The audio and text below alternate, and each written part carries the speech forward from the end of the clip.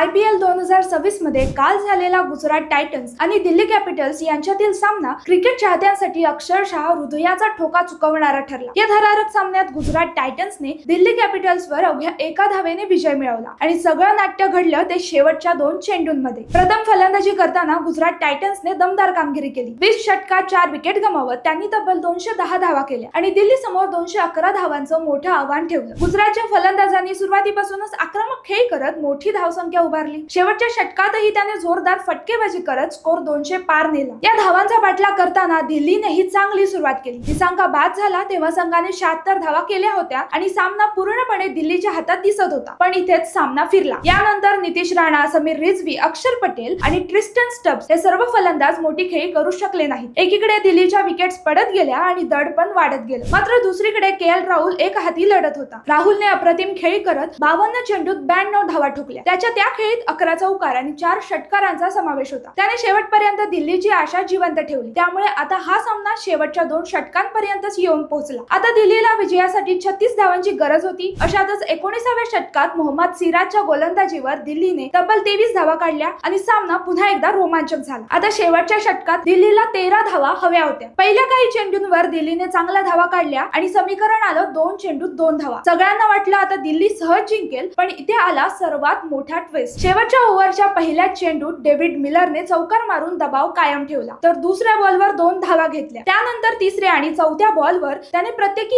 एक धावा काढल्या आणि 5व्या बॉलवर विप्रज निगमचा शुभमन गिलने झेल घेत सामना गुजरातच्या दिशेने वळवला। 5व्या चेंडूवर डेव्हिड मिलर स्ट्राईकवर होता। सोपी एकेरी धाव घेण्याची संधी होती, पण त्याने रन घेतला नाही। यामुळे दिल्लीला आता शेवटच्या चेंडूवर 2 धावांची गरज असताना अंतिम चेंडूवर मिलरला फटका मारता आला नाही आणि दुसऱ्या टोकाला असलेला कुलदीप यादव देखील धावबाद झाला। बस इथेच सामना संपला। गुजरात टायटन्सने केवळ एका रनाने हा सामना जिंकला। क्रिकेट हा खेळ अनिश्चिततेचा आहे असं का म्हणतात हे कालच्या मॅचमुळे प्रेक्षकांना पुन्हा एकदा समजलं असेल। तुमच्या मते त्या बॉलवर मिलरने रन घ्यायला हवा होता का? कमेंट मध्ये नक्की सांगा आणि अशाच IPL च्या अपडेट जाणून घेण्यासाठी प्रहार न्यूज लाईनला नक्की फॉलो करा, कारण क्रिकेटचा खरा थरार हा इथेच आहे।